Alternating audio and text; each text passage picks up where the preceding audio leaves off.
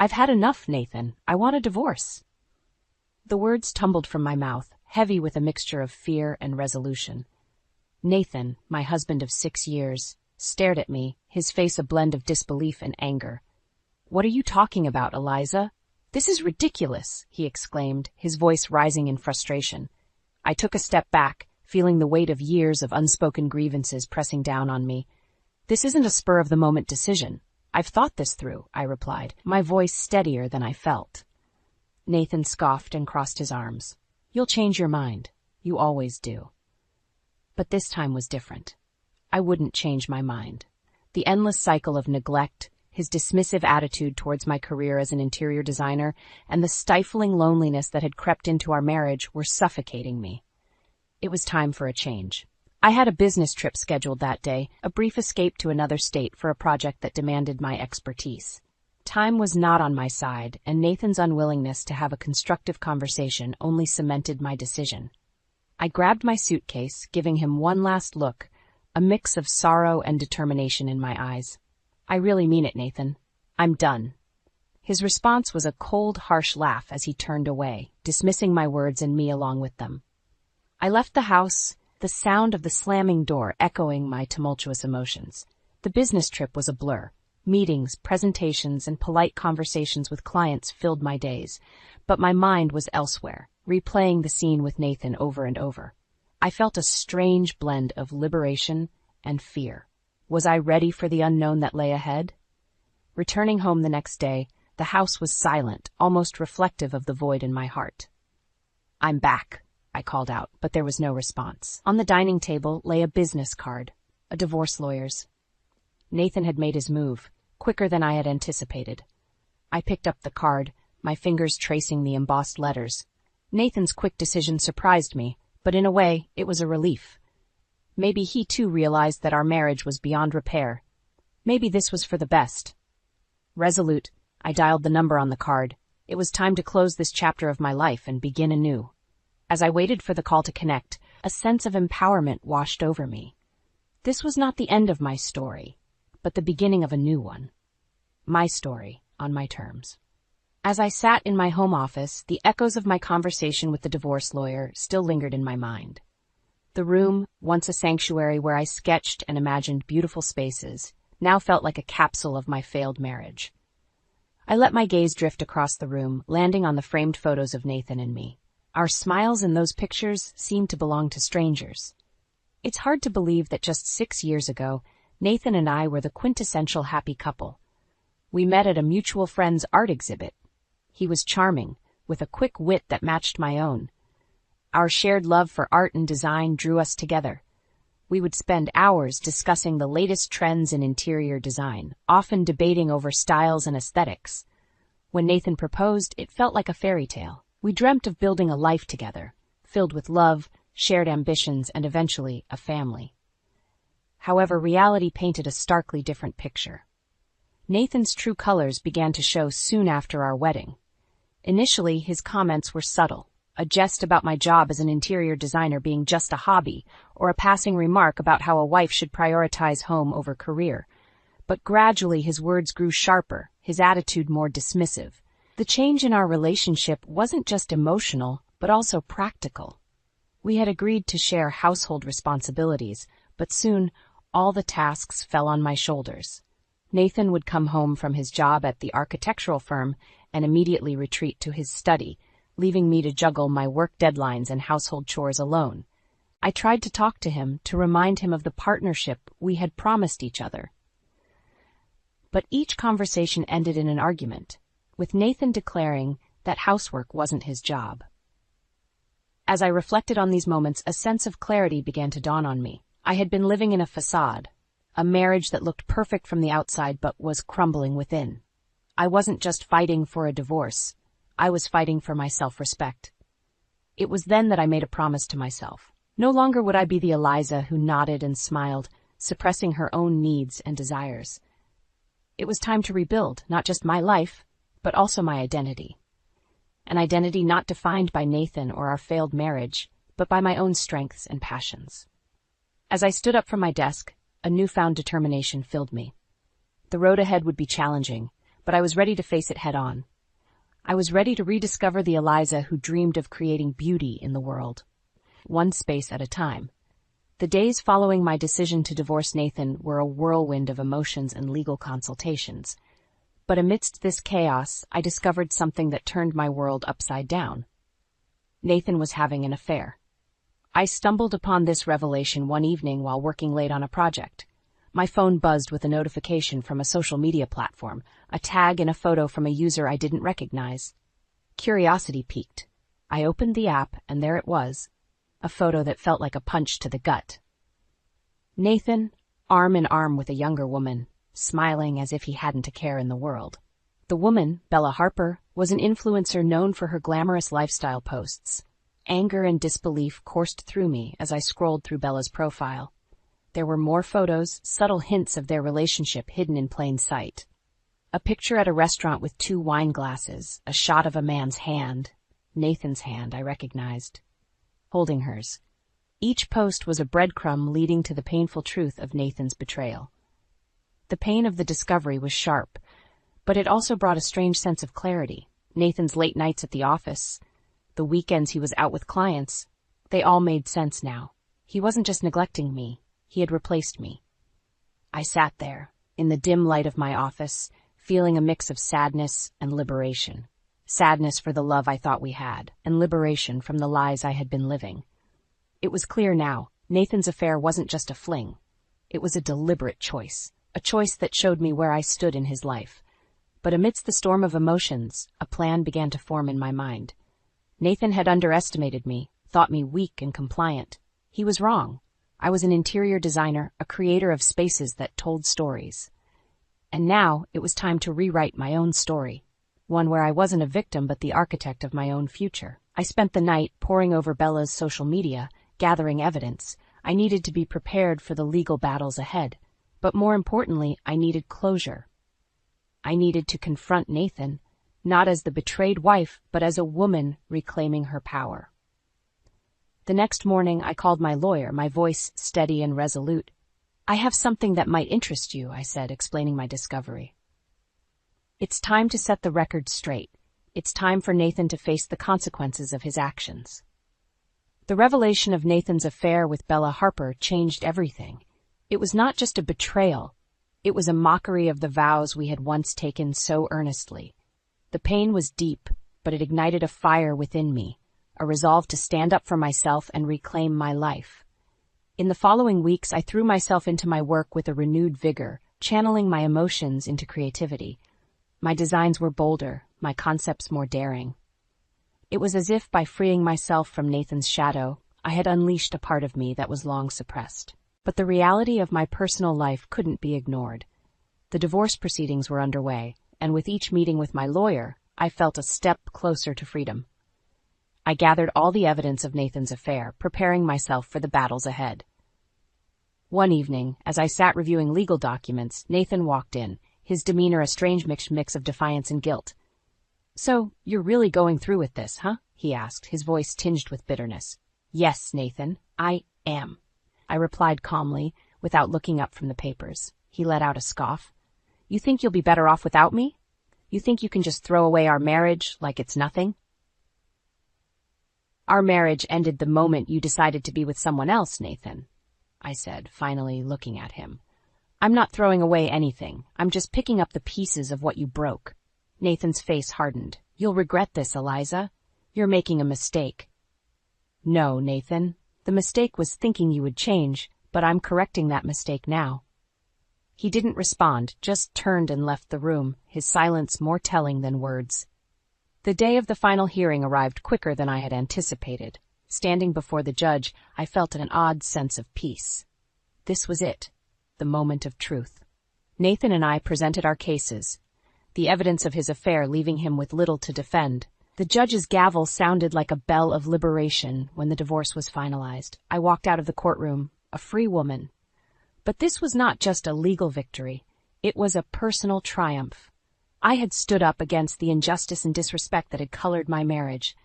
As I stepped outside, the sun seemed brighter, the air fresher. I was no longer Eliza, Nathan's wife.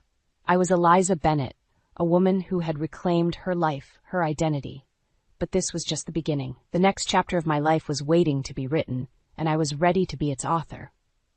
The finality of the divorce brought a sense of closure, but it also opened a new chapter of confrontations and revelations.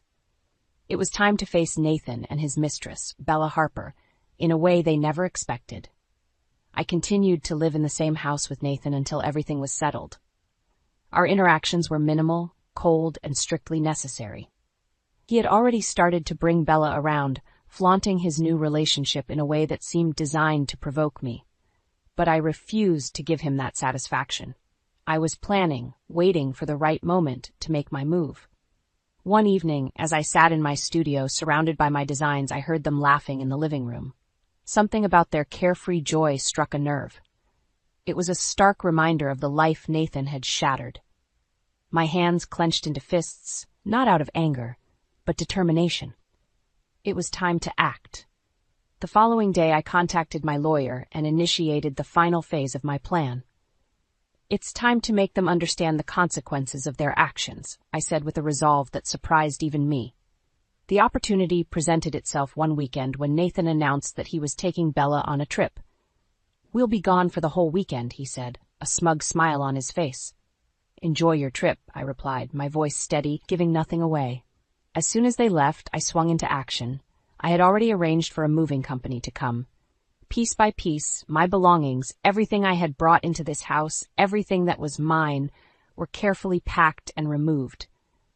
But I didn't stop there. I took everything that represented the life Nathan and I had built together, the furniture we had chosen, the art we had collected, the memories we had created. All of it, gone.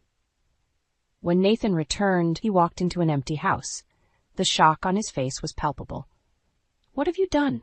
he stammered, looking around at the barren walls and empty spaces. "I did what I had to do," I said calmly. "I removed everything that was mine, everything that I contributed to this house." "This is insane, Eliza. You've taken everything." "Not everything, Nathan. Just what was rightfully mine. You wanted a new life with Bella, remember? I'm just helping you start from scratch." He looked around, defeated and bewildered. For the first time, I saw a flicker of regret in his eyes, but it was too late for regrets. As I turned to leave, I felt a weight lifting off my shoulders. I had taken back control of my life, piece by piece. Nathan and Bella were left to deal with the empty shell of a home, a fitting metaphor for the hollowness of their betrayal. The days following the great exodus of my possessions from the house were filled with a mix of liberation and reflection. I had taken a decisive step, one that was both empowering and symbolic. It was more than just reclaiming my belongings. It was about asserting my independence from a relationship that had long ceased to be a partnership. I had moved into a small, cozy apartment, a blank canvas that awaited my personal touch. It was in this new space, free from the shadows of the past, that I began to truly process everything that had happened. Meanwhile, Nathan and Bella faced the reality of their choices. The empty house was a constant reminder of the life that had been uprooted. I heard through mutual acquaintances that Nathan was struggling to come to terms with the changes. Bella, on the other hand, seemed more concerned with the loss of the material comforts than the relationship itself. It was during this time that I received an unexpected call. Nathan, his voice was a mix of anger and desperation. "Eliza, you've gone too far. You've taken everything. How could you?" I listened, a calmness enveloping me. "Nathan, I only took what belonged to me. You wanted a fresh start, remember? I'm just helping you with that. You've left us with nothing." His voice cracked, a sign of his fraying composure. "Nathan, you made your choices. Now you live with them. Bella wanted a life with you, and now she has it, just not the way she imagined." There was a pause, and for a moment I thought he had hung up. Then, quietly, he said, "I didn't think you'd actually do it. Sometimes, Nathan, we don't really know people until we see them in a new light."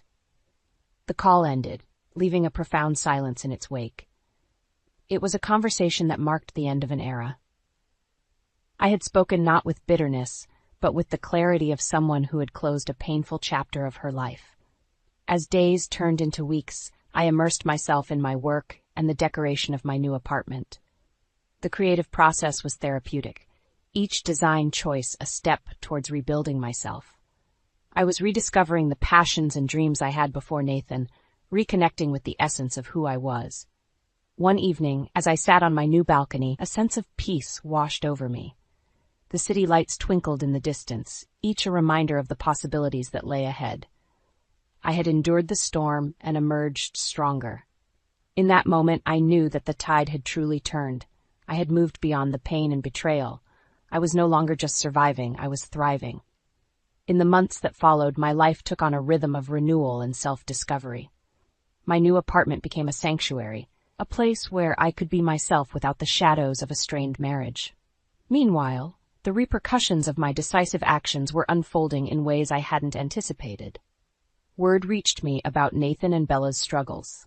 The luxurious life Bella had flaunted on social media had diminished significantly, her posts now a stark contrast to the opulence she once displayed.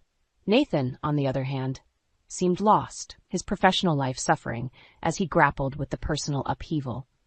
One day, as I sat in a cafe sketching designs for a client, I noticed Nathan walk in. He looked different.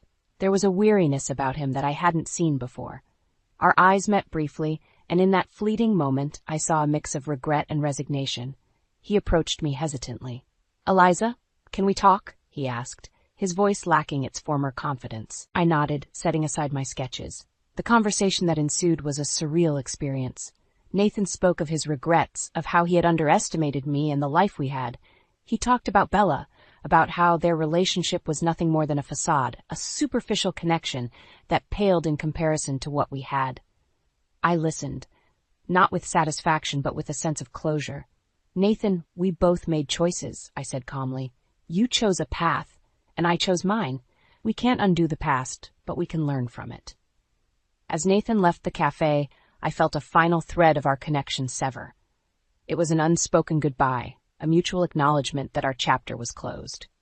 Emboldened by these events, I dove deeper into my career. My designs gained recognition, leading to more prestigious projects. I also reconnected with old friends and even made new ones. Life was busy, but it was a fulfilling kind of busy, one that brought a sense of accomplishment and joy.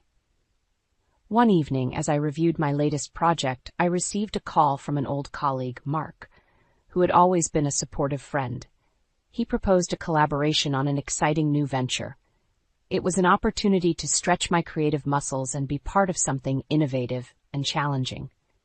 As I mulled over Mark's proposal, I realized how far I had come. The pain and betrayal that once defined my days were now just faint echoes of a past life. In their place was a strong, confident woman who had taken charge of her destiny. I picked up the phone and called Mark. "I'm in," I said, a smile spreading across my face. It was time for new adventures, new challenges, and new stories to tell. Months had passed since my last encounter with Nathan, and my life had taken on a new, vibrant rhythm. The collaboration with Mark had been a resounding success, bringing both of us acclaim in the design world.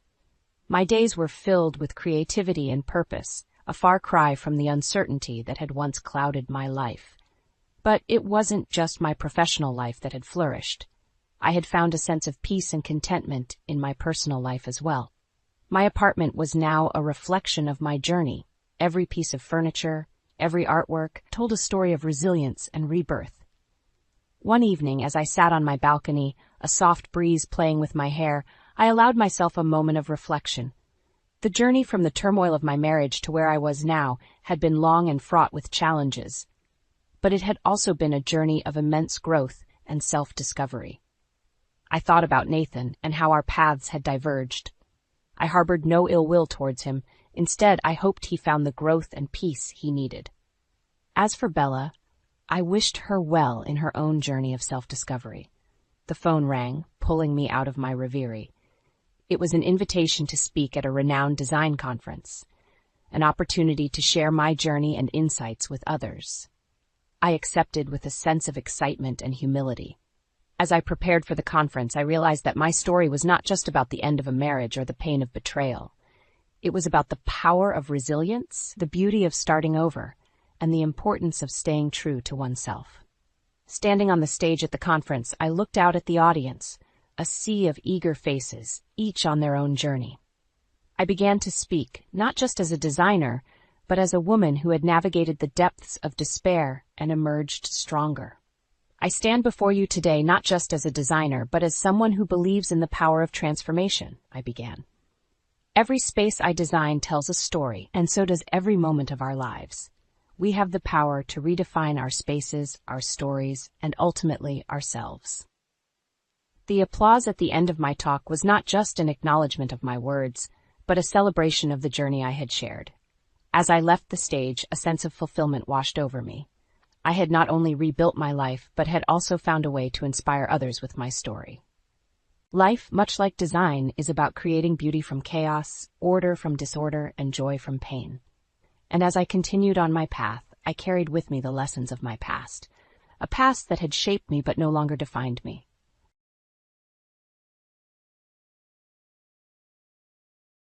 Life has a funny way of flipping the script when you least expect it. I'm Ella, an economist by profession. If you'd asked me a few years back, I would have said I had it all. A loving husband, Mark, a darling daughter, Laylee, and a cozy home that was all ours. But let's not get ahead of ourselves. Let me take you back to where it all began, to the days filled with hope and plans for the future. It was a lazy Sunday afternoon, the kind where the sun lazily peeks through the curtains, and the smell of fresh bread from Mark's bakery fills the air. Mark was in the kitchen, his hands covered in flour, a look of concentration on his face that always made me smile. "Hey Ella, can you grab the vanilla extract? It's on the top shelf," Mark called out, not looking up from his mixing bowl. I walked over to the pantry, reaching for the small bottle. You could put things where I can reach them," I teased, handing him the extract. Mark grinned, wiping his hands on his apron. "Where's the fun in that?" "I like it when you have to stretch," he said playfully. I rolled my eyes. "You're impossible, you know that."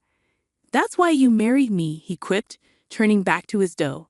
Lily, our 6-year-old, was sprawled on the living room floor, her coloring books spread around her.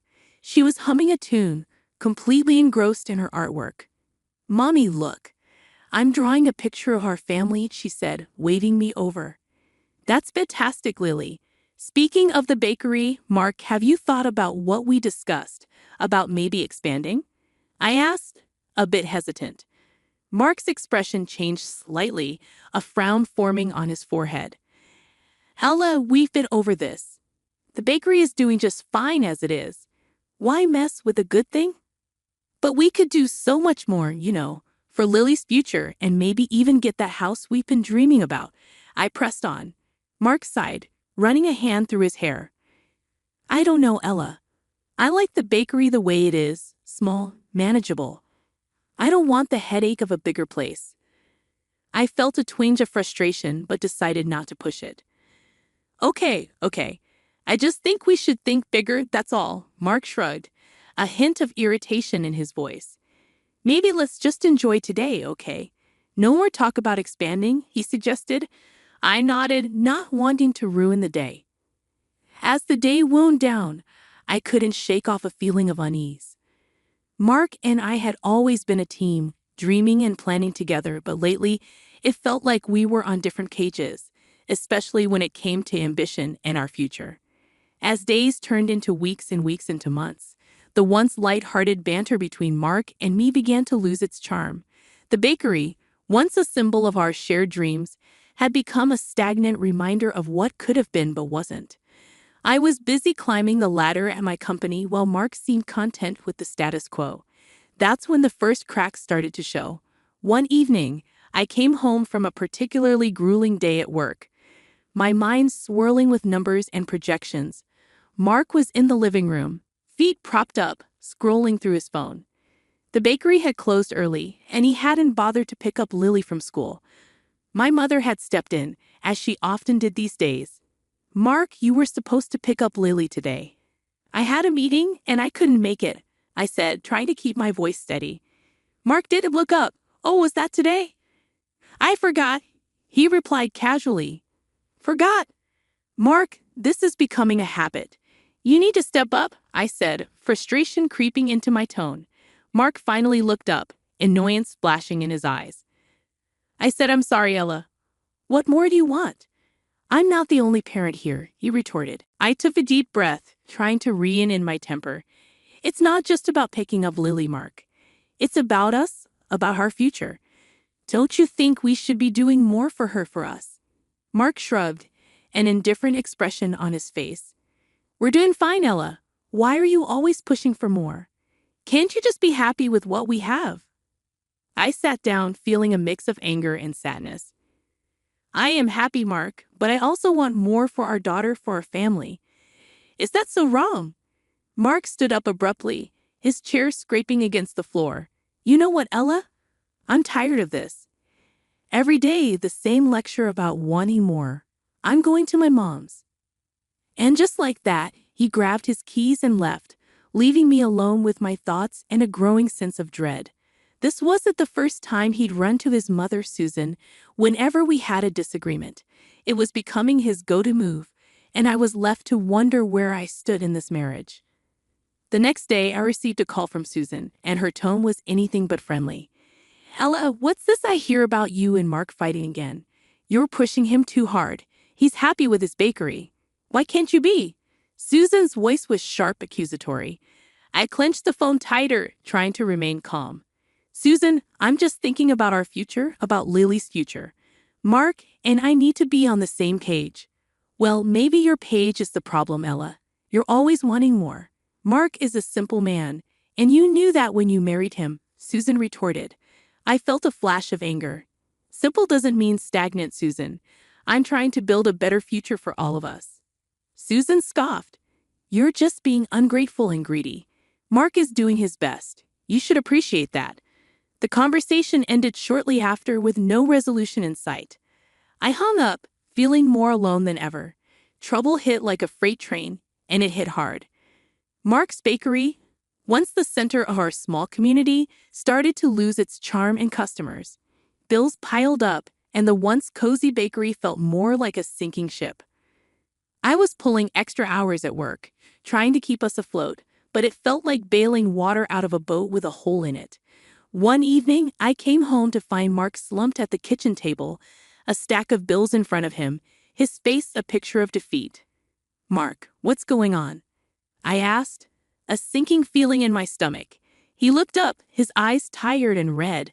The bakery, Ella. I can't keep it running anymore. We're bleeding money. My heart sank. What are we going to do?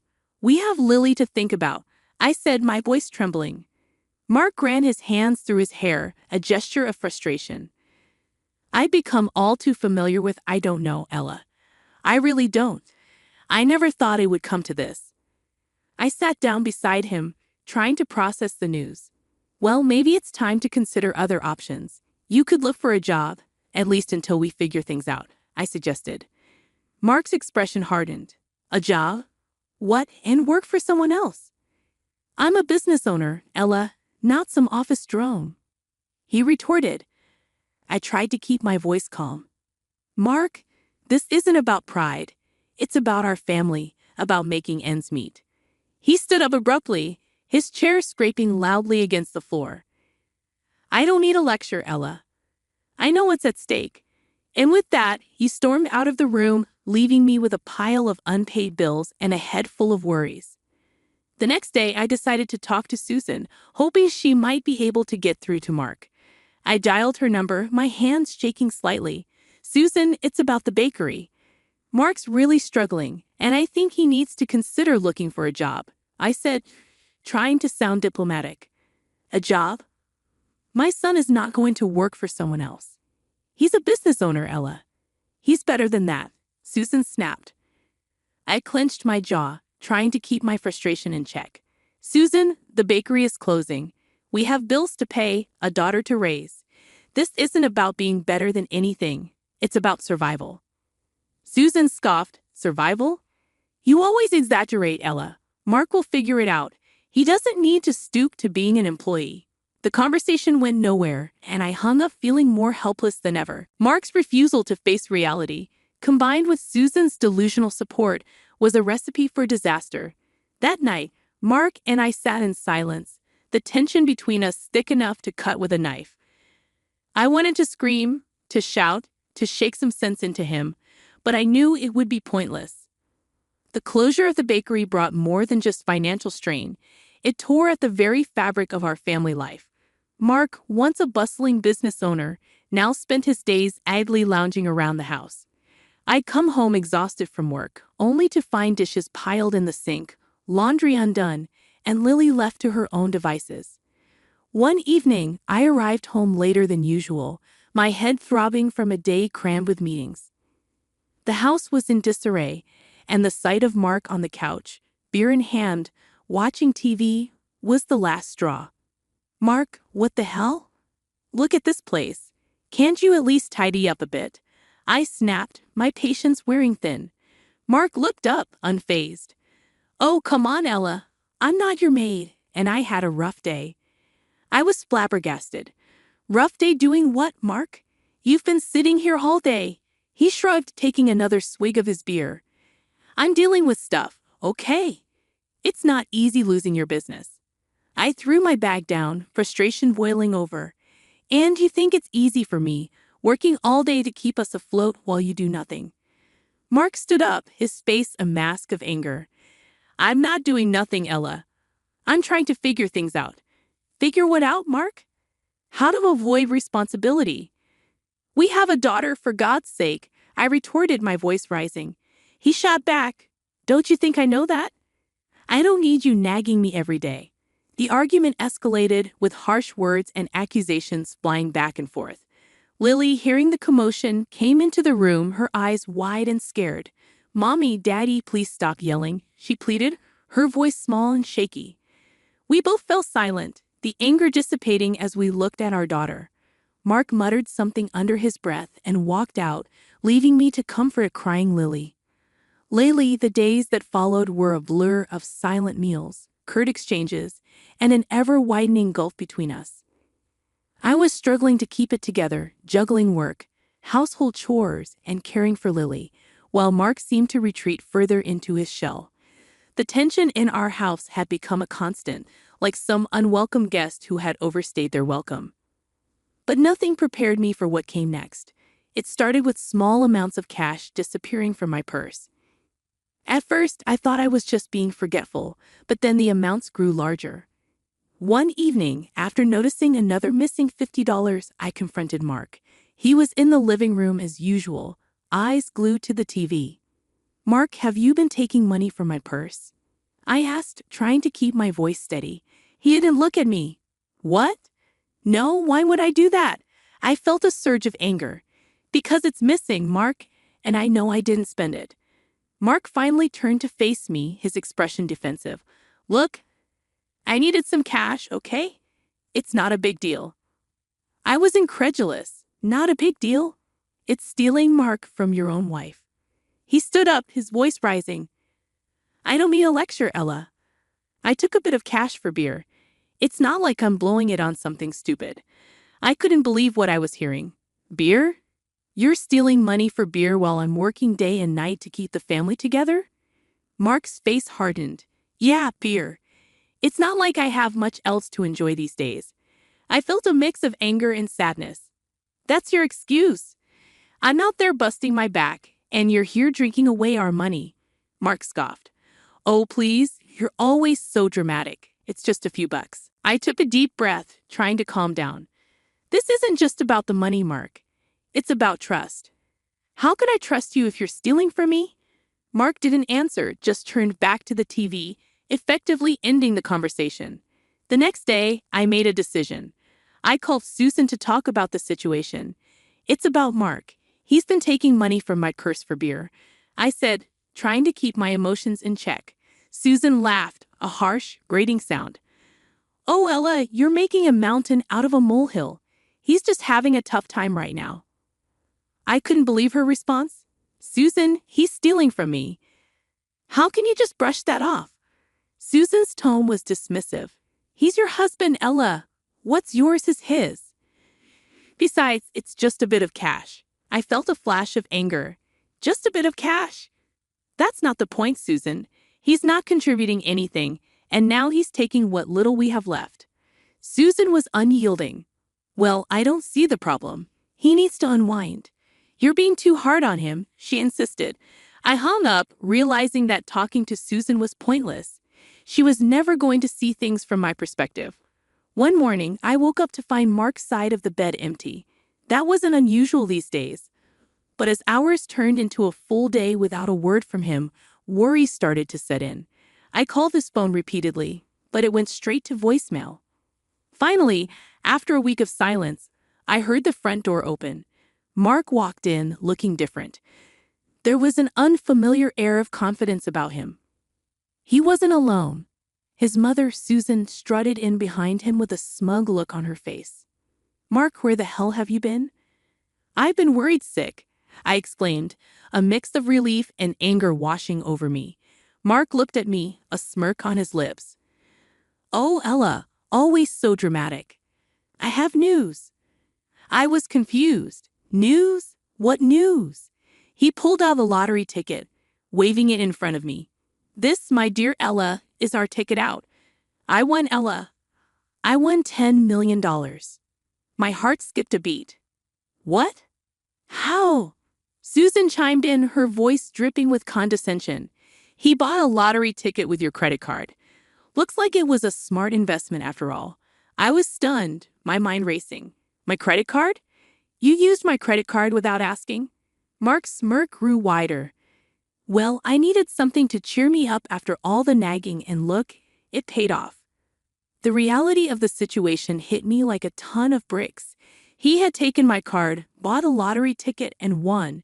It was almost too much to take in. "But Mark, that's our money then. We won," I said, still trying to process the news.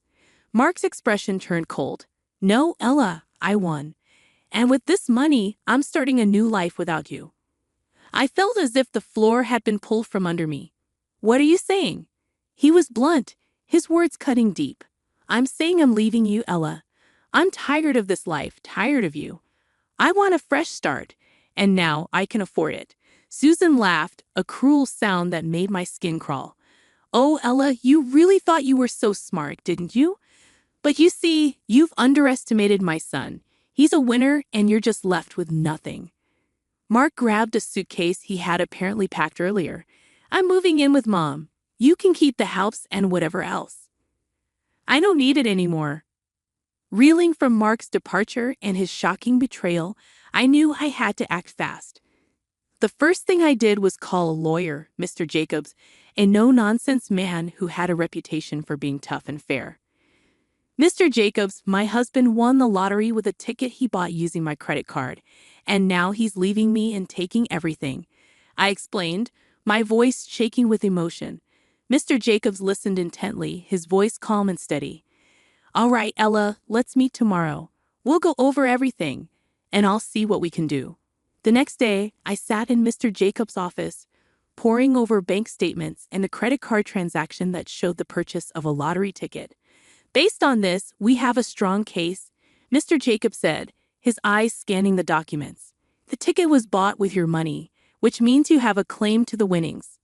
I felt a glimmer of hope. "So what's our next step?" "We file for a court injunction to freeze the lottery winnings until this is sorted out legally. Then we prepare for a court battle," he replied, his tone determined.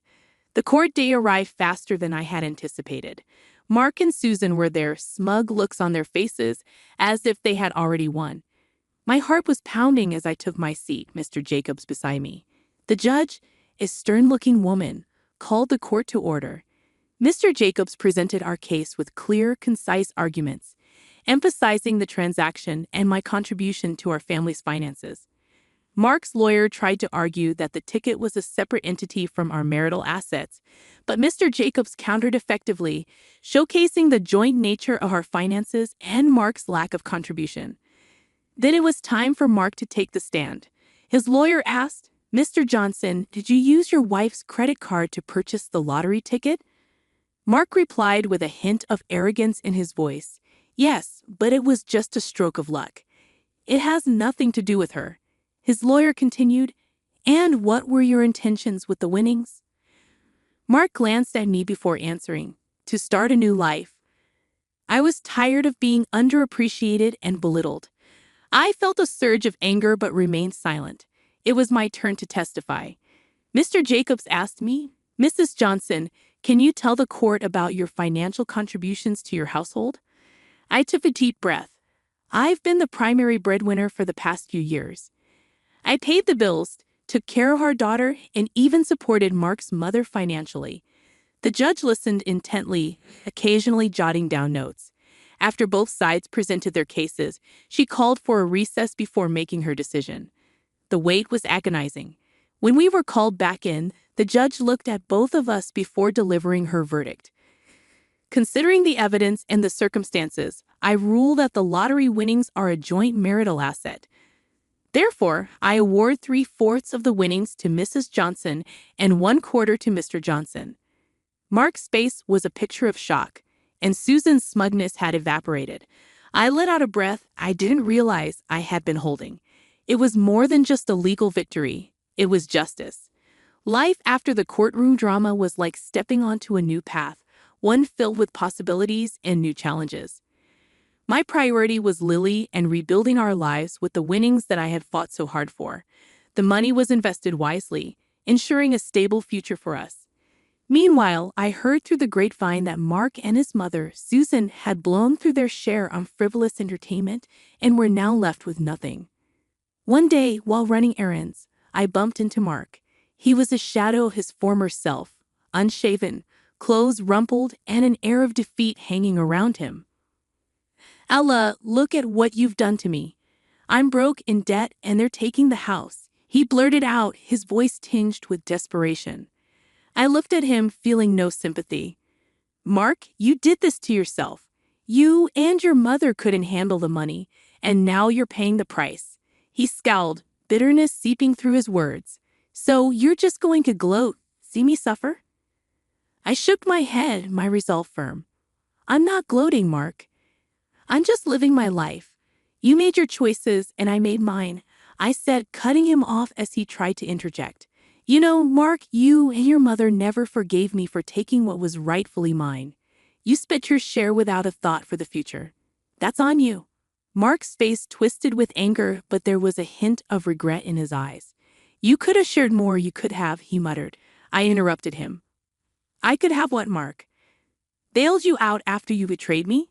After you and your mother laughed in my face? No, I've moved on." He stood there defeated as I walked away. In that moment, I realized how far I had come. I had faced betrayal and heartache, but I hadn't let it break me. Instead, I built a better life for Lily and me, a life built on hard work and smart choices.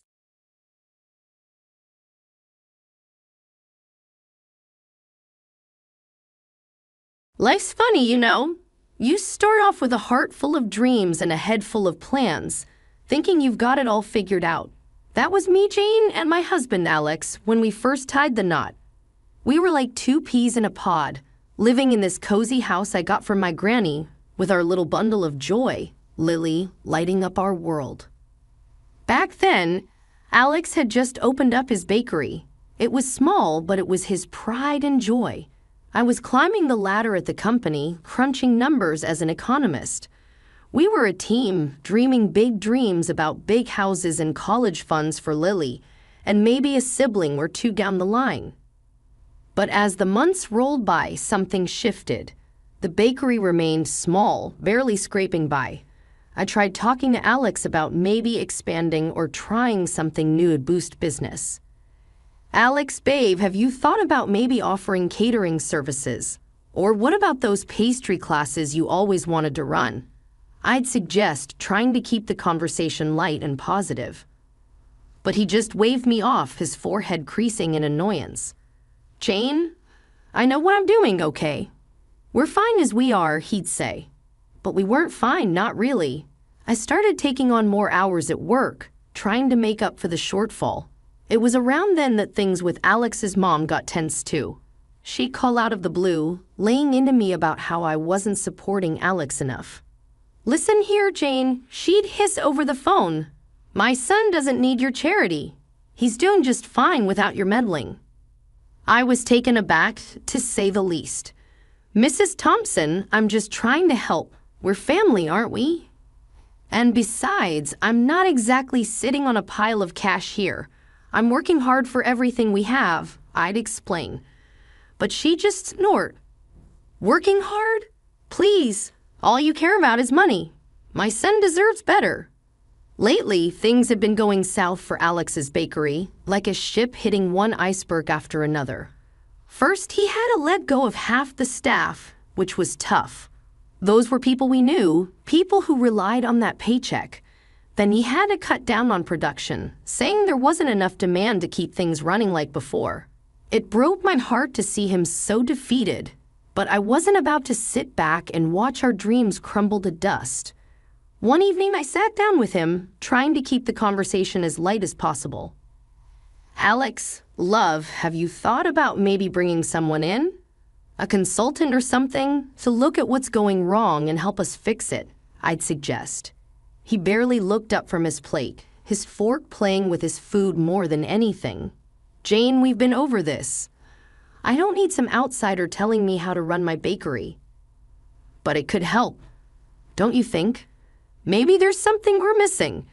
We could even consider a loan just to tide things over and invest in a bit of a revamp, I'd press. That got his attention. His head snapped up, his eyes narrowing. A loan? Are you out of your mind? We're already hanging by a thread, Jane, and now you want us to drown in debt. I tried to keep my voice calm, even though frustration was bubbling inside me. It's not drowning if it helps us swim, Alex. I'm just trying to find a way to help us get through this. But he slammed his fork down, pushing away from the table. No, Jane. Just no, he said. And with that, he stormed out, leaving me sitting there staring at his uneaten dinner. A few months passed, and the bakery's front door had a new sign hanging on it, closed until further notice. It was like a punch to the gut every time I walked past it. Inside our home, the air was thick with unspoken words and frustration. Alex had retreated into himself, spending days on end flipping through job listings with a scowl, his pride bruised and battered. One evening after a particularly long day at work, I found Alex slumped on the couch, the glow of the TV casting shadows across his face. Alex, we need to talk about you finding a job, I started, trying to keep my voice steady and calm. But he didn't even look up. I'm looking, Jane. Looking, he muttered, or scrolling through social media. I couldn't help but let a bit of sarcasm slip. We need income, not just whatever this is. Finally, he looked at me, his face set in a stubborn line. I told you, I'm not settling for some entry-level crap. I have a degree, Jane. I was a businessman. I'm not going to be someone's lackey. Your business failed, Alex. I reminded him a little more harshly than I intended. We can't afford your pride right now. We need practical solutions, real income. That set him off. So what?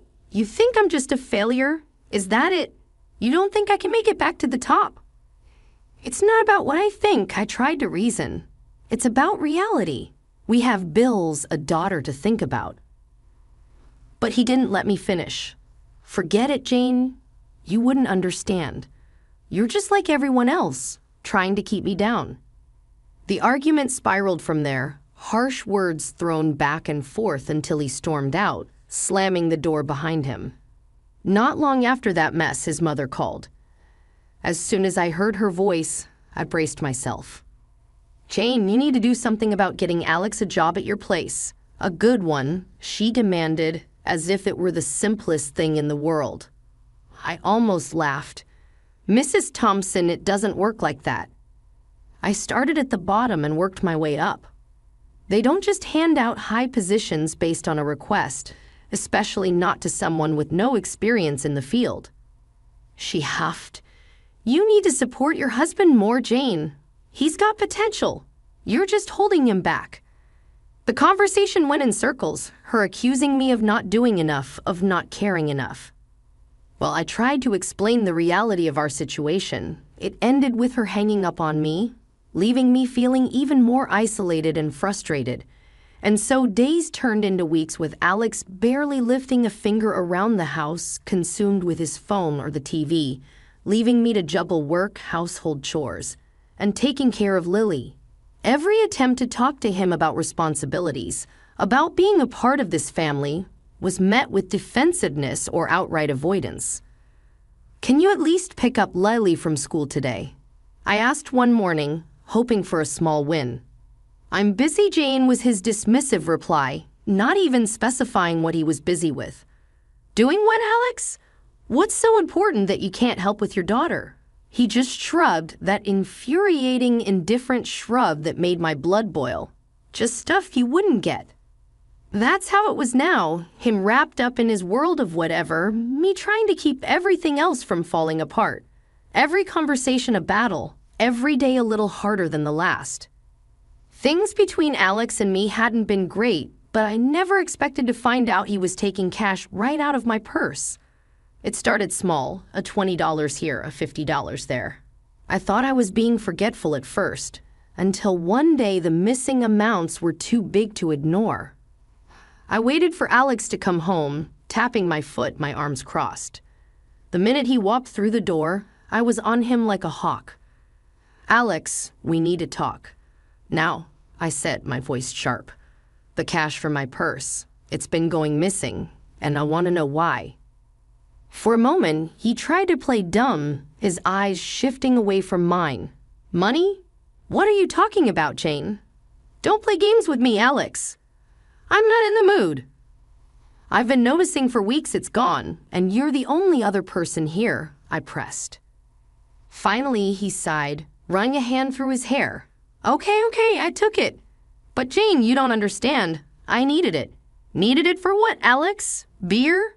Because that's all I see you doing these days. Sitting around drinking while I'm out working my ass off," I snapped.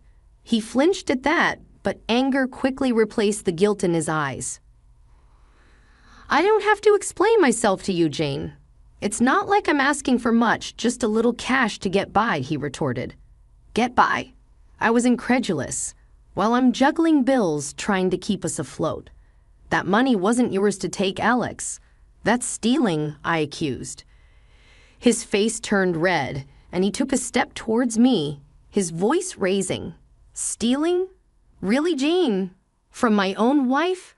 That's what you're going to call it?" "Yes, that's exactly what I'm calling it, because that's what it is, Alex. You took something that wasn't yours without asking. What else would you call it?" We stood there glaring at each other, the tension thick in the air. It felt like a chasm had opened up between us, one filled with betrayal and hurt. Before I could say anything else, his phone rang. He glanced at it and then stormed off into the other room, leaving me standing there fuming and heartbroken.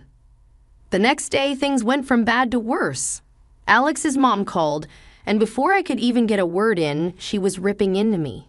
"Jane, you ungrateful little witch. How dare you accuse my son of stealing? Do you have any idea what you've done?" I pressed the phone against my ear, her shrill voice making my head pound. "Mrs. Thompson, he took money from me." What was I supposed to do? Just ignore it? That's exactly what you should have done. He's your husband, for God's sake. You're supposed to support each other. Support doesn't mean turning a blind eye to problems, Mrs. Thompson. It means facing them together. But how can we do that when he's lying and taking money behind my back? She huffed. You've always been too hard on him, Jane. Always expecting too much. It's no wonder he felt he had to hide things from you. I couldn't believe what I was hearing. It was like we were living in two different realities. Expecting too much. I'm working day and night to keep us going, and he. Enough, Jane. I won't hear another word against my son. You've made your bed, now lie in it, she declared, and with that, she hung up, leaving me staring at the phone in disbelief. This wasn't just about the money anymore. It was about trust, respect, and the realization that maybe, just maybe, I was in this fight all alone. Life had thrown its fair share of curveballs, but nothing hit harder than the day Lily fell sick. It wasn't just a sniffle or a cough. It was one of those moments that stop you dead in your tracks, forcing you to reassess everything.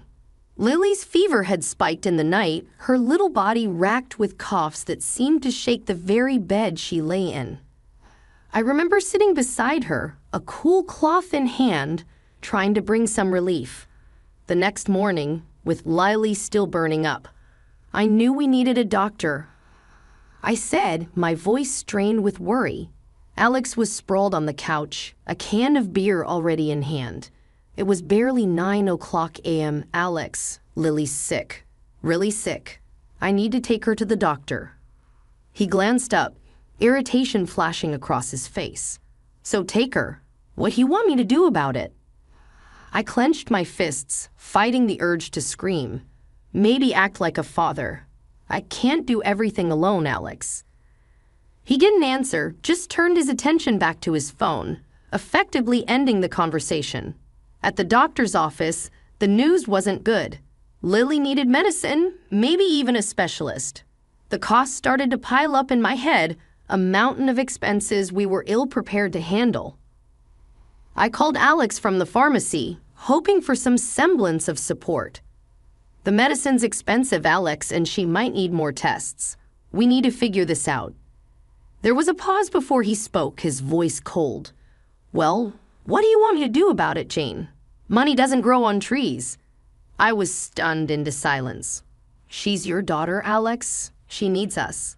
Can't you see that? Of course I see that, but freaking out about it isn't going to make money appear. You figure it out. You're good at that, he said, hanging up. I felt a mix of anger, frustration, and sheer determination. Lily needed me, and I wasn't about to let her down. The decision to not send money to Alex's mom that month was a tough one but necessary. Lily's health came first, no matter what. But when Mrs. Thompson found out, the fury was unleashed. Where's my money, Jane? She demanded over the phone, her voice a sharp knife. Lily's sick. The money went to her medicine and doctor's visits. We had no choice, I explained. No choice? That's my money, Jane. You can't just decide not to spend it. What am I supposed to do? She snapped. Your granddaughter is sick, Mrs. Thompson. Doesn't that matter to you? Lily's health is more important right now, I pleaded. But she scoffed. You're just using that as an excuse. I need that money, Jane. You're being selfish. The conversation went downhill from there, ending with her calling me names and hanging up. I stood there, foam in hand, feeling a cocktail of emotions swirling inside me. Anger, disbelief, but above all, a fierce protectiveness over Lily. The day everything turned on its head started like any other, but ended in a way I never could have predicted. It was when I stood at the checkout line, groceries piled up, that I reached for my bank card and found nothing but emptiness. Panic knotted my stomach, not just at the embarrassment of not being able to pay, but at the realization of what it meant. Alex had taken my card for a whole week. My calls to him went unanswered, a silence that spoke volumes. Then, out of the blue, he returned, but not alone. His mother was in tow, both of them wearing smug looks that didn't bode well. Before I could even demand answers, Alex dropped his bombshell. I won Jane $5 million. Can you believe it? The news knocked the wind out of me. Not just the amount, but the sheer audacity of him claiming this victory after everything. What? How? With your card, he said, as if he had done something clever, bought a lottery ticket. The room spun. He used my card without permission, and now this. His next words cut deeper than the betrayal of theft. I'm leaving you, Jane. This is my chance to start over without you dragging me down. Me and Mom were set. His mother standing there with that grin twisted the knife. Told you, Jane. You never believed in my son. Now look at you, left behind while we move on to better things. I was speechless. The injustice of it all burning in my chest. You think you can just take that money and run? That's my card, my account, you stole from me. Alex shrugged, that infuriating indifference back in full force. Finders keepers, Jane. I won fair and square. It's time I found someone more supportive, someone who appreciates me. The words stung. But it was the dismissal of our life together, of our daughter, that hurt most. And what about Lily? You're abandoning your daughter. Lily will be fine with you. I need a fresh start away from all this, He gestured vaguely around our home as if it were a trap he had finally escaped. I wasn't just going to roll over and let him take everything from us, especially not with money that was as much mine as it was his, if not more so. The first step was finding a lawyer, someone who could navigate the treacherous waters of legal battles that lay ahead. When I sat down across from Miss Rivera, a sharp woman with a reputation for being a bulldog in court, I knew I had found my champion. "I'm not going to lie to you, Jane. This is going to be a tough fight," Miss Rivera began, her voice matter of fact, "but it's not insurmountable." I nodded, clenching my fists in my lap to stop them from shaking. "I understand, but I can't just let him get away with this. It's not right." She smiled, and there was a glint of something fierce in her eyes. "I like your spirit. We'll give it everything we've got. First, we'll need to prove the purchase was made with your card. Do you have statements or any evidence of the transaction?" "Of course," I replied, pulling out copies of my bank statements I had brought with me. "It's all here, the date, the time, the exact amount," I said. "Good," Miss Rivera said, taking the papers and scanning them quickly. "This is a solid start. Next, we'll file for an injunction to freeze the winnings until the court makes a decision. It's going to make him and his mother very unhappy, but it's a necessary step." The thought of facing Alex and his mother again made my stomach churn, but the fire Miss Rivera had ignited in me burned brighter. Let them be unhappy after everything they've done. It's the least they deserve. The day we served Alex with the papers, I saw him for the first time since he left. He looked different, harder, colder. His mother was with him, of course, her sneer as pronounced as ever. "This is a mistake, Jane. You're going to lose," Alex said, his voice laced with a venom I hadn't heard before. "I'm not the one who made a mistake," I shot back, my voice steady despite the trembling I felt inside. "Stealing from your family, abandoning your—" "That was all you?" His mother stepped forward, her finger wagging in my face. "You're a greedy, ungrateful little—" Miss Rivera interjected, stepping between us with a calm authority that immediately silenced Alex's mother. "Enough." After months of legal wrangling, the day of reckoning finally arrived. I sat in the courtroom, a bundle of nerves, my hands clasped tightly in my lap. Across the room, Alex and his mother sat together, an air of smug confidence about them that made my skin crawl. They whispered to each other, casting occasional glances my way, their expressions a mix of disdain and superiority. My lawyer leaned over, her voice a whisper of steel. "Ready for this, Jane? It's showtime." I nodded, not trusting my voice. My heart hammered in my chest, a loud echo in the silent room as we awaited the judge's entrance. When the judge finally entered, the room hushed to a solemn quiet. The proceedings began, a blur of legal jargon and back and forth that felt both endless and fleeting. Alex's lawyer painted him as a wronged man desperately trying to claw back some dignity from a life derailed. It was almost laughable if it wasn't so tragic. Then Miss Rivera stood, clearing her throat. "Your Honor, let's not forget the facts. The lottery ticket, the source of this windfall, was purchased with stolen funds, my client's funds. This isn't a fairy tale windfall. It's the result of deceit, a betrayal of familial trust." The back and forth continued until the judge finally called for silence, ready to deliver the verdict.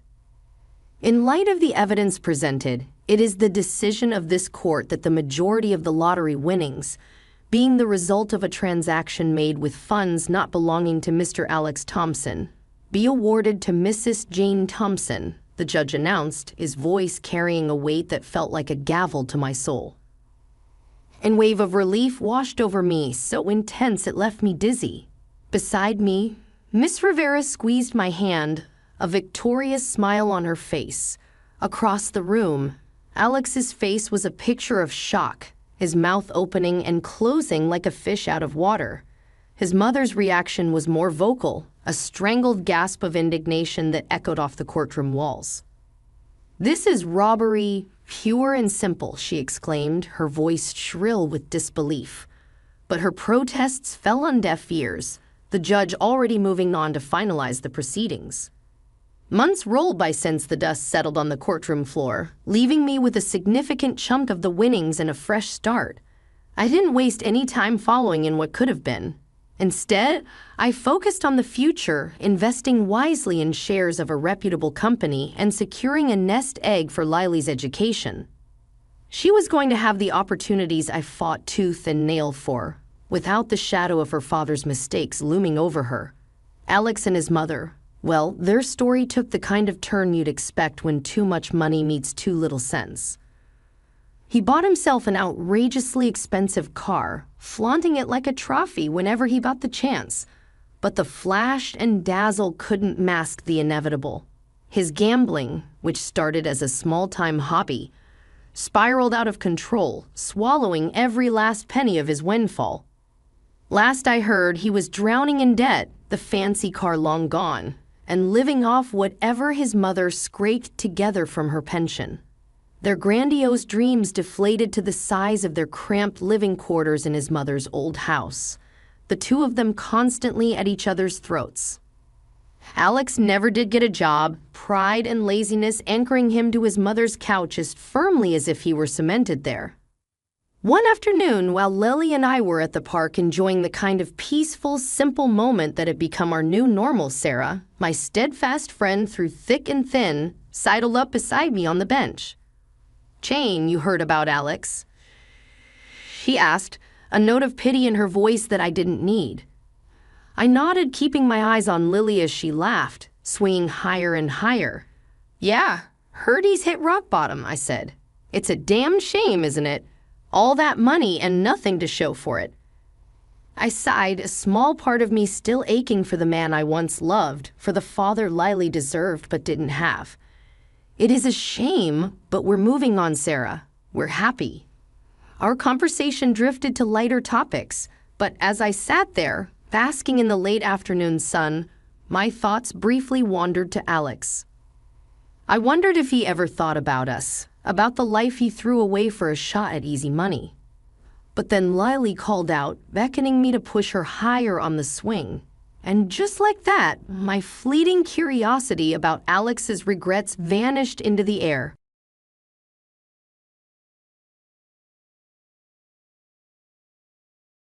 My name is Rose Watson, and I've been married for a decade, living separately from my mother-in-law, who resides far away. Recently, I learned that she's retired and suffering from a debilitating backache, preventing her from working. Consequently, my husband has been diligently sending her money each month. "Hey, make sure to transfer this month's money to Mom," he asked. I assured him, "Sure, no problem. I won't forget, even if I forget everything else." "Thanks, that helps a lot. I appreciate it." My husband visits his mother at least once a month, assisting her with tasks she can no longer manage. However, on one occasion, he returned from her place agitated, suddenly accusing me. "What the hell have you done?" Perplexed by his sudden anger, I stared blankly as he continued accusing me. "All this time, I've been struggling to send her money, and you didn't care about my feelings. I told you to transfer $11,000 every month." "I did transfer it," I insisted. "I'm telling you it's not been transferred. Do you have any idea how hard it is to send that $11,000? He exclaimed. "I understand. I've had to take part-time jobs and scrape for money just for that," he retorted. "Knowing all that, why didn't you send it?" I defended. "I did send it. Why are you saying this?" "Just calm down a bit," I urged. "How can I be calm when Mom is troubled because she doesn't get the money from me and has even started doing piecework?" He explained. "But I definitely did send it." "Are you saying my mom is lying?" I questioned. "Then there's no way my mom would lie to me. You can't just make an assumption and then get mad when it's not true. I don't even know why this is happening. I've been sending her the money you give me every month, Then why is she doing piecework? He insisted. She's in pain lifting heavy boxes. I don't know about that.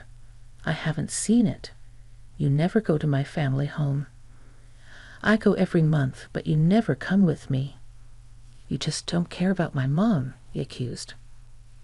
That's not true. There's no need for me to go every month, and it's so far away. I don't want to waste my only day off, I defended. Waste your day off? It's visiting family. How can that be a waste? He argued. Well, that's your family. You wouldn't think twice about it, but you don't go to my family's house, do you? I responded. Of course not. You married into my family, but I didn't marry into yours. You shouldn't say things like that. It only causes trouble, he countered. You're the one causing trouble, I muttered to myself, wondering if he even realized what he was saying. Frustrated, I tried to escape to the kitchen, but he followed me, still angry. I'm not running away. I just want you to calm down. Maybe we should have a coffee and talk this through, I suggested. I don't need that. Give me back all the money I've been giving you to send to my mom, he demanded. Why are you saying that? I'm your wife of 10 years. I've never lied to you. You should just believe me when I say I've sent it, I pleaded. I bet you've been spending my money. What do you buy? Where's the $1,000 going every month? He accused. If I had bought something, there'd be new things in the house, right? But there aren't. If it were clothes, there'd be new clothes, but there aren't. I haven't bought a single piece of jewelry since we got married. I don't understand why you're accusing me, I defended. Even so, you must be using it for something, or maybe you're saving it for yourself, planning to leave me, he speculated. Why would you even think of divorce? We have kids, I questioned, bewildered by the sudden turn in our conversation. I would never entertain such thoughts. How am I supposed to know? I can't trust someone who lies like you. Why won't you understand that I've been sending the money to your mom? Then why isn't it reaching her? I have no idea, I admitted. Could you be sending it to the wrong place? No way. I have your mom's bank account number registered with the bank. Unless she changes it, there's no way that could happen, I explained. Then the only thing I can think of is that you're stealing it. Stealing? Yeah, that's right. You're stealing my money, not sending it to my mom. That's it. I want a divorce. I can't be with a thief like you. Let's get divorced. It's clear you've been stealing the $1,000 meant for my mom every month, he insisted. Hold on. Why does it have to come to this? What about our kids? I don't care about the kids. I don't need a wife who makes my mom suffer.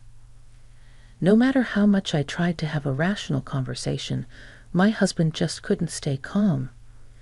And to say he didn't care about our kids. I've been desperately trying to make him believe me, but it's been hours of getting nowhere. Then there's nothing else to be done. After 10 years together, thinking this, I quietly responded to his demand for divorce. All right, divorce it is. Kicked out by my husband, I left the house with our child. Make sure you file the divorce papers. Conveniently, he had already prepared the divorce papers, as if he knew this would happen. I never thought I'd have to sign something like this, but now there was no other choice.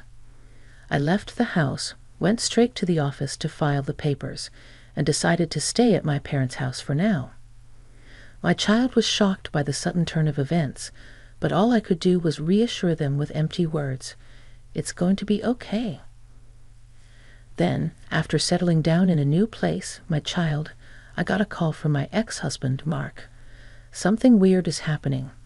Out of the blue, Mark started talking as if we were still married. What do you want with me? A stranger now? I know we're strangers.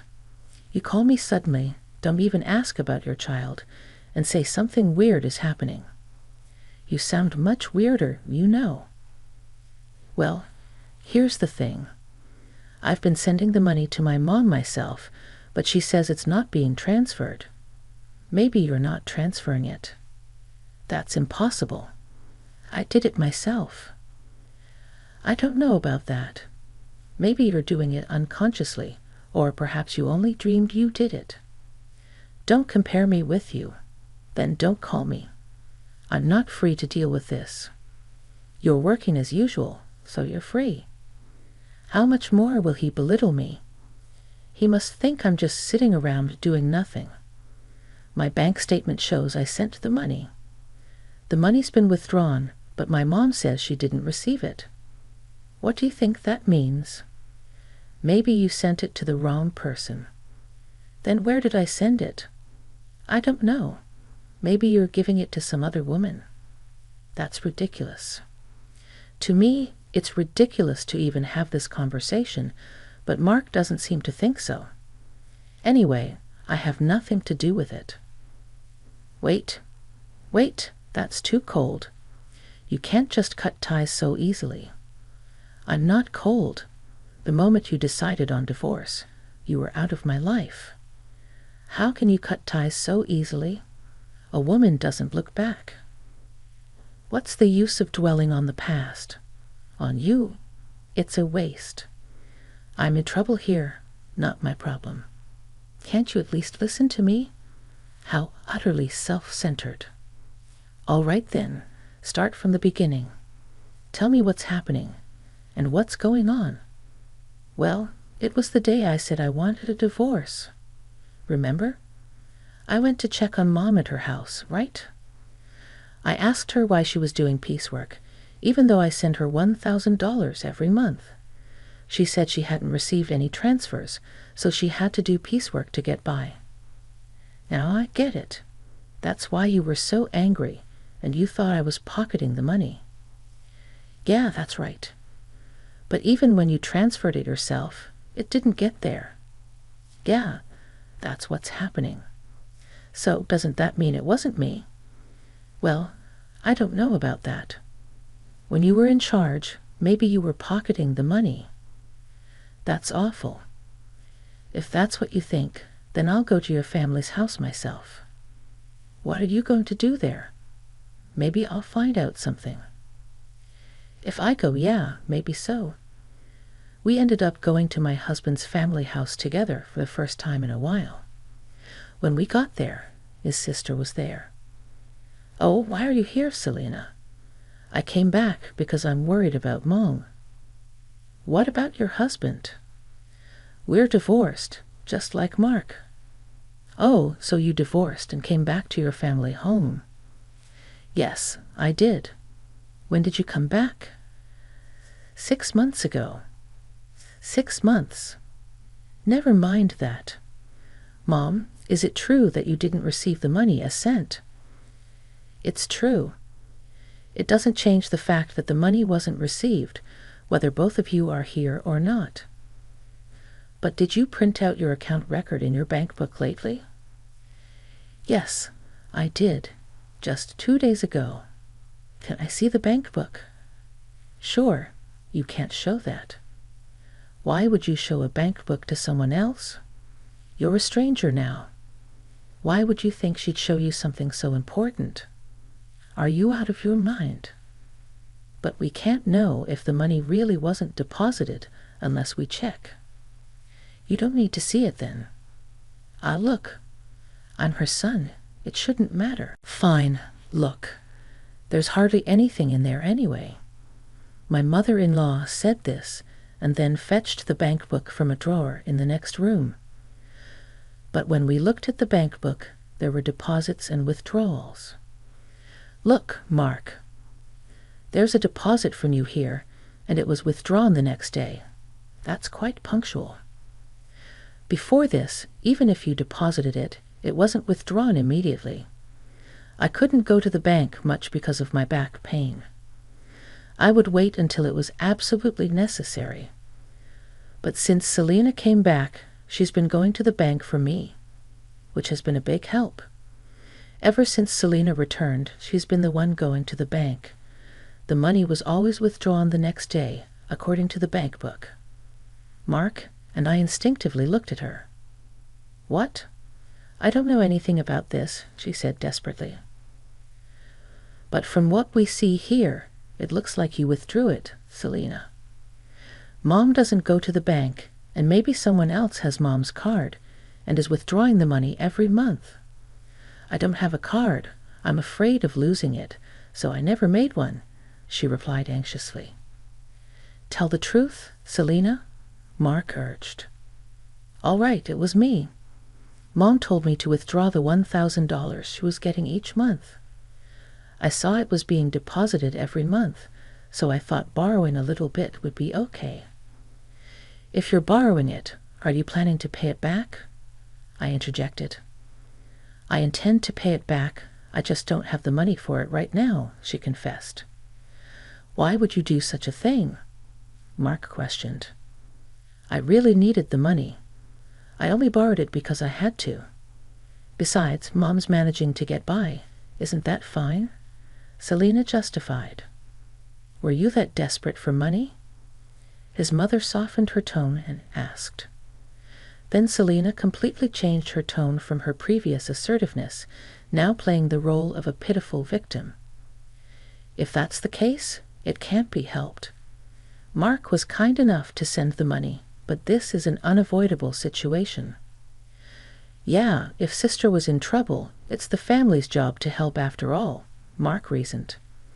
Despite his rage and accusations towards me, Mark forgave his sister as if nothing had happened. Hey, I was called a thief over this, and now you're just going to let it go because it's your sister. It can't be helped, she said. She's in trouble. That's fine for your money. But don't you have something to say to me? I challenged. Not really, no. Not even an apology after all the horrible things you said to me. Why should I apologize? I don't see any need to, Mark replied. I was hurt by what you said. I muttered to myself, anyway, it's not like I did anything wrong, right? Selena was having a hard time, so this happened. It's not Mark's fault. He doesn't need to apologize. His mother supported. Isn't this just like being completely surrounded by enemies? Even if I speak the truth, this place is hostile territory. There's no doubt that anything I say will be met with opposition. Even though a quick look at the bank book would have clarified everything, I had to travel all this way just to be treated like this. Fine, if cutting ties with you costs me this much, it's a small price to pay. I'm leaving. Drive me to the station, I demanded. Why do I have to take you? We're divorced, remember? I don't have to do anything for you, a stranger, Mark retorted. Because I came all this way for you. You asked me for help, I argued. Did I? I don't remember asking you to come. I just wanted some advice. You came here on your own. You can leave on your own too, Mark snapped. That's right. You're not a couple anymore. Why should he take you? It makes sense for a husband, but not for a stranger, his mother added. No thank you or sorry for solving the issue.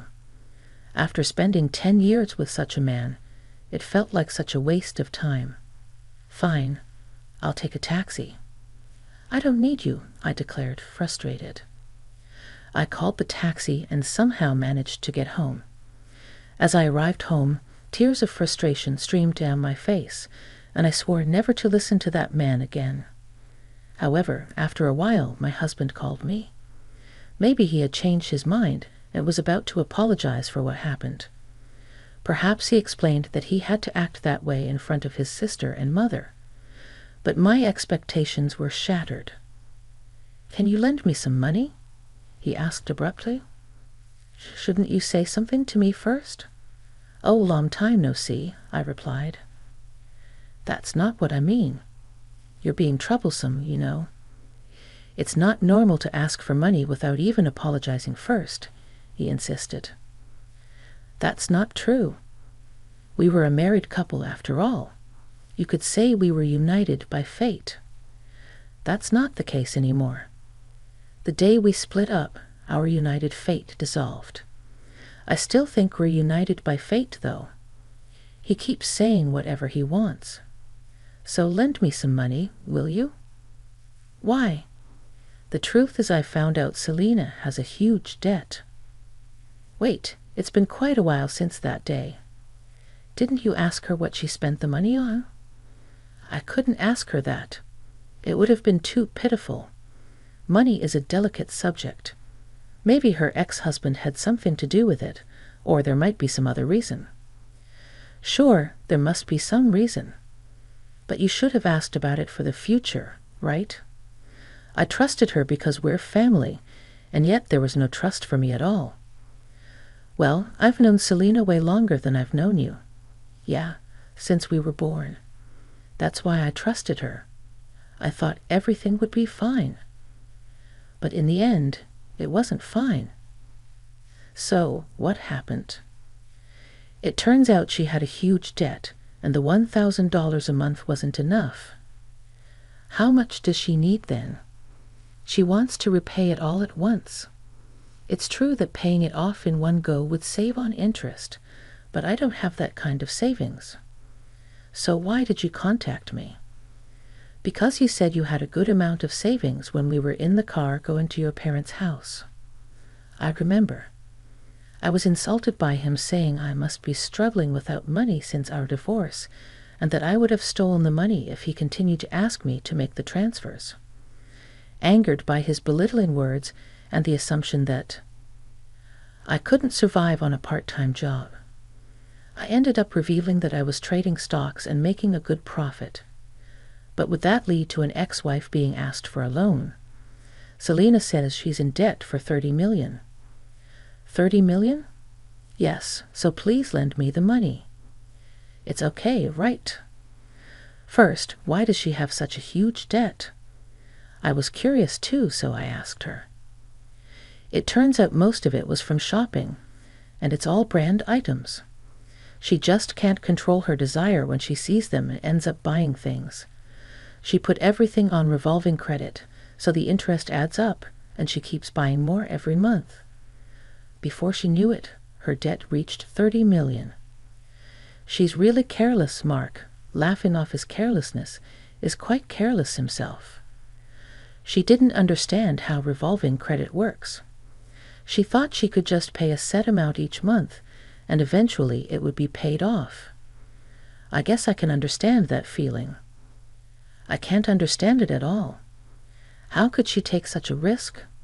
And wasn't this the reason for her divorce?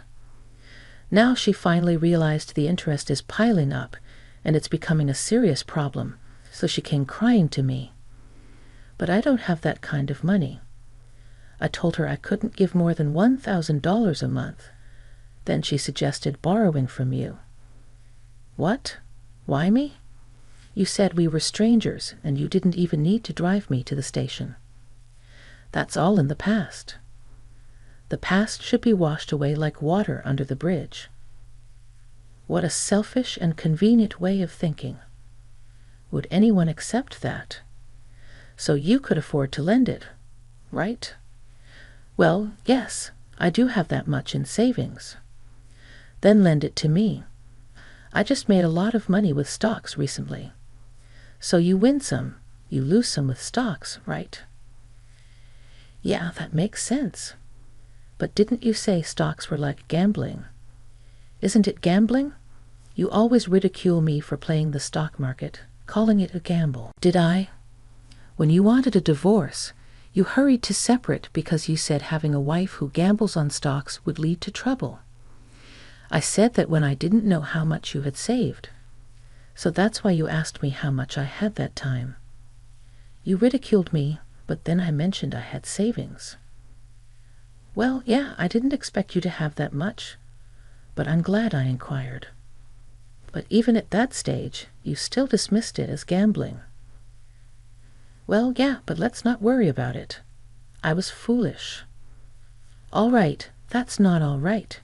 You are really cruel, and now you want money I saved for our child. You're worrying too much. Our child won't need that money for a long time. It's silly to start saving from now. Money rots if you don't use it. Money rots? I've never heard of money rotting. Think of this as an investment. It's like investing in me. Why would I invest in you? Just do it. Lending me the money would be the smartest move, right? Look, if I lend you money, it won't come back, right? You're still sending $1,000 a month to your mom.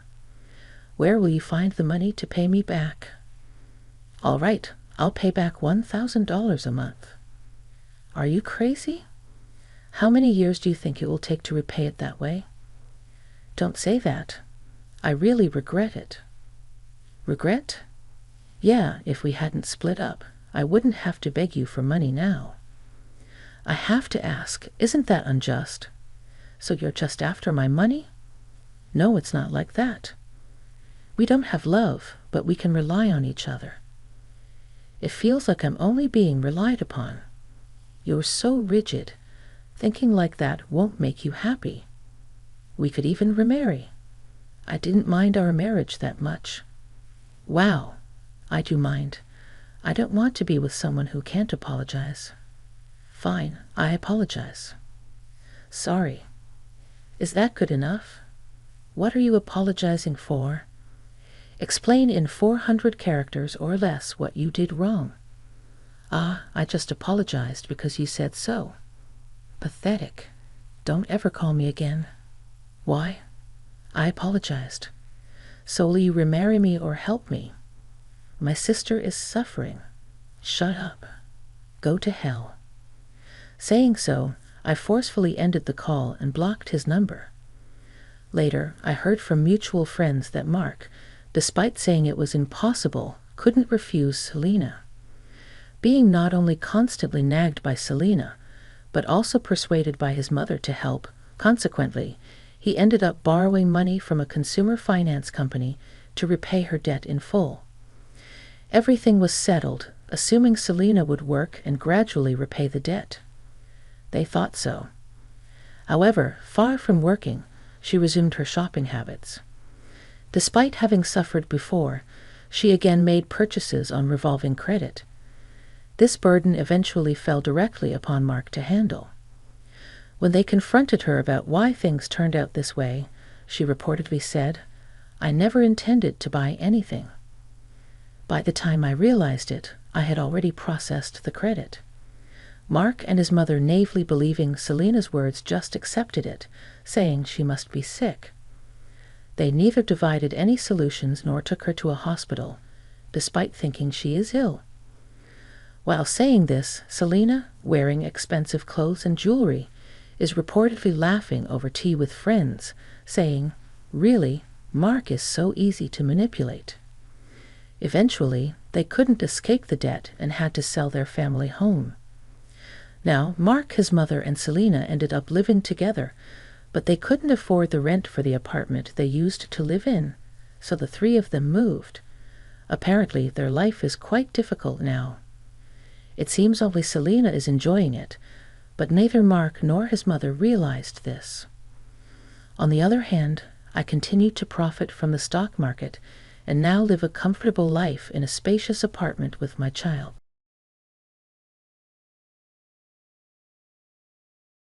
I am through with you, panelists. You have no job and only graduated from middle school. I refuse to be a host for an elderly woman who contributes nothing. Just pack up your stuff and get out of here. I've been married to you for a long time, so be grateful. In other words, you want a divorce, he declared in a high-pitched voice before leaving abruptly. Don't ask me back. You know what I mean. Should I make it clear you're just not smart enough to get it? Are you going to divorce me and remarry my sister? They exchanged surprised glances. My name is Edna, and I live with my husband, Thomas. I'm in my late 50s. He's 5 years younger than me. I have a younger sister, and she and my husband went to college together. My sister is the reason I met my husband.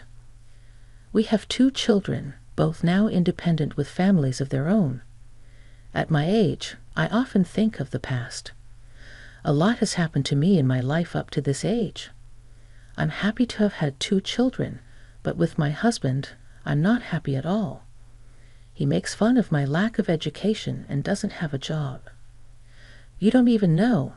That's why you only have a middle school degree. This is what my husband always said to me when we argued. My husband is right. I did only graduate from junior high school. I was hoping to go to high school. After all, I didn't hate learning, but we were so poor at that time. In those days, the internet was not yet widespread, and the world was very small.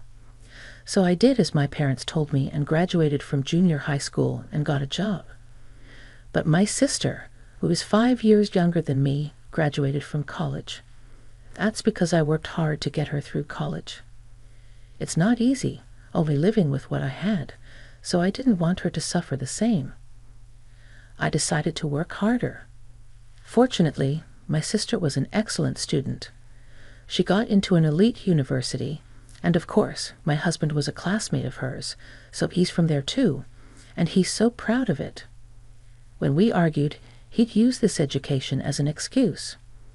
When we first met, he never showed any side of it. So when we got married and had our first daughter, I was at a height of my happiness. But gradually, my happiness began to disappear. At the time, it was common for people to quit their jobs when getting married. I was going to quit my job and focus on my child, but my husband never allowed it. He wanted me to work full-time while taking care of the house and raising our child. He quit his job when our first son was born. I was expecting him to allow me to be a housewife then so that I could focus on the house chores, but he did nothing. Housework and child care were still my job. If he doesn't help me with anything, I thought, at least he could bring money to the family. I'm not sure I can raise 2 kids on my own. I was worried about money.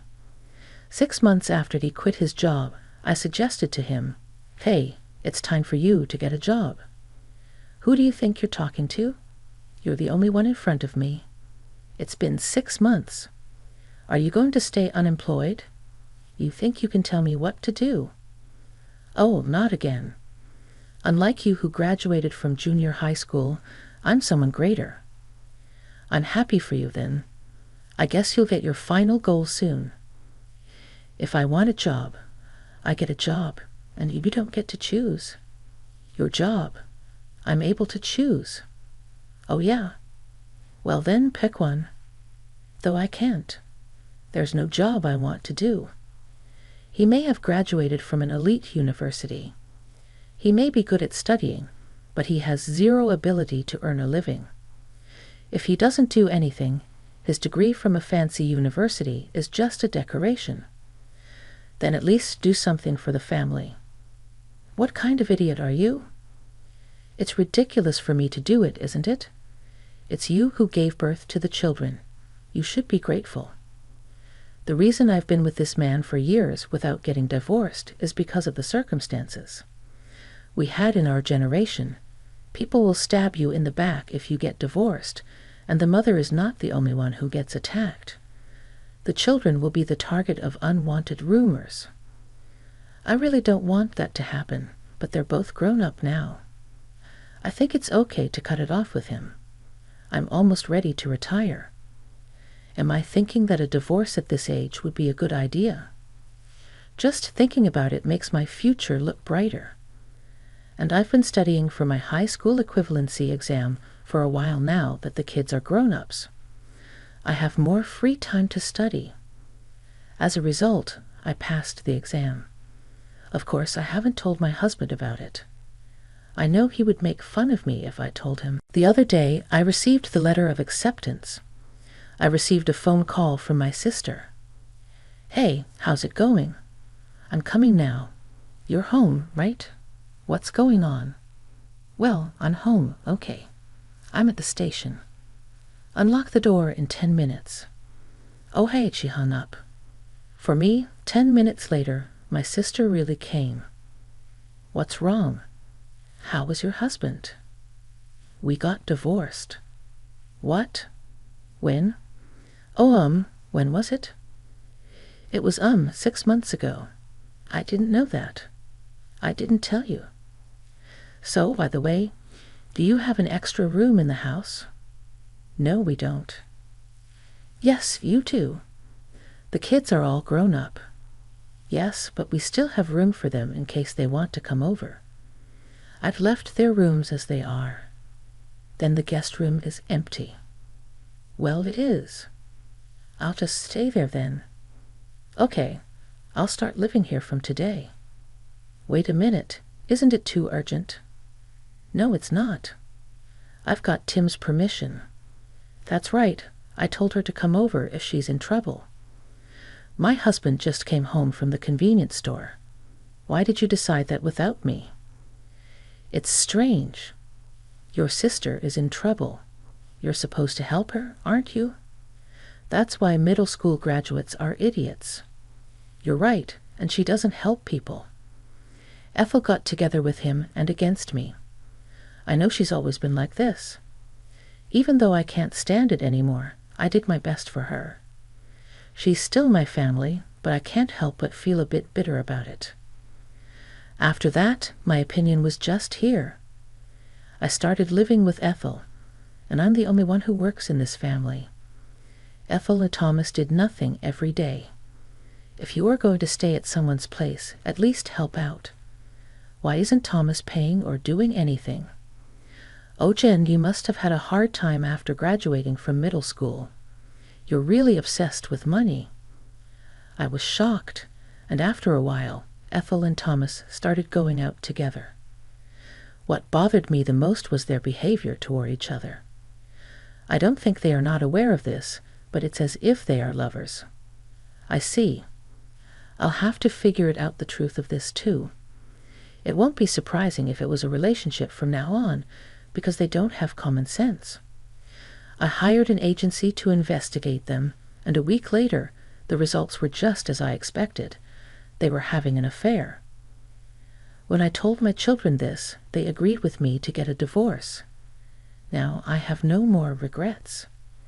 I decided to wait for the perfect time to get divorced. While they were gone, I started for my law degree. It all started when I was working as a janitor at a lawyer's office. While I was working there, an employee of the law firm told me that he had passed the bar exam at the age of 69. I was deeply impressed. I thought it was amazing that someone in his 70s could have a goal and challenge something. After hearing that story, I decided that I wanted to take the challenge too. And then the day came for me to retire. I come home, and Tim and Ethel had a strange smile on their faces.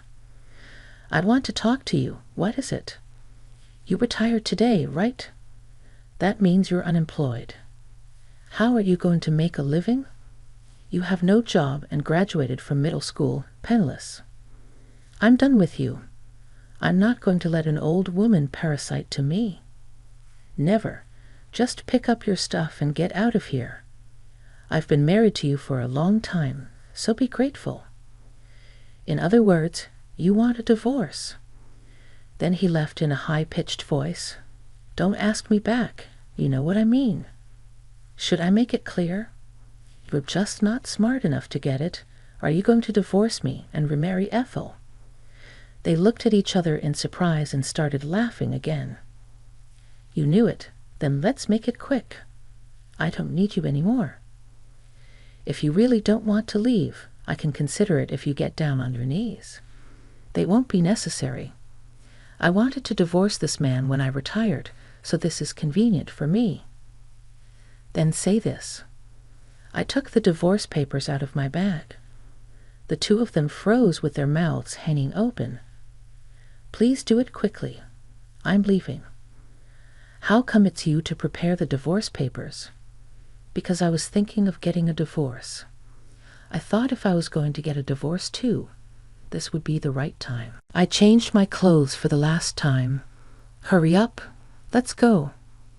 Isn't it nice that Jen is going anyway? Tim signed the divorce paper at her urgent okay, that's all. I checked his entry without hesitation. I guess he didn't like my attitude. He's still swearing. Well, you're a middle school graduate. You're going to die soon, you know that. Oh, I don't know about that. Please, both of you. My voice was cue for the kids to come into the living room.